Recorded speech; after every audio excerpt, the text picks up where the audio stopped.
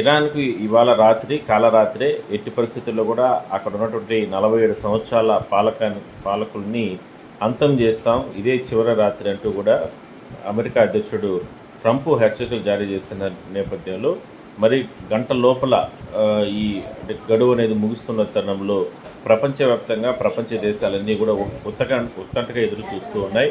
ఎట్టి పరిస్థితుల్లో కూడా అంటే ఏదైనా సరే అణ్వాయుధాలతో దాడి చేస్తారనేటువంటి అనుమానాలు చాలా దేశాలకు ఉన్నాయి. అయితే వాటన్నిటికీ విభిన్నంగా కాసేపటి క్రితమే ట్రంప్ ఒక సంచలన నిర్ణయం తీసుకోవడం జరిగింది.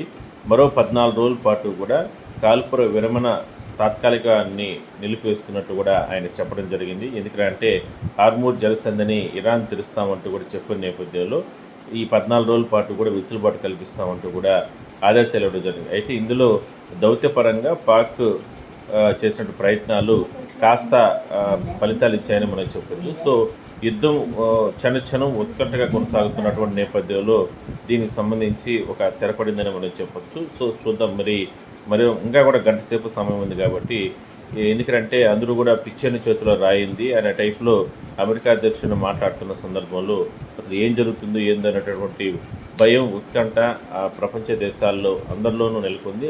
ముఖ్యంగా ఇరాన్ ప్రజలు చాలా రకాలుగా భయపడుతున్నారు. ఇప్పటికే అమెరికా దాడులకు సంబంధించి ఏ విధమైన చర్యలు తీసుకుంటే ఒక భయం అయితే వాళ్ళలో ఉంది.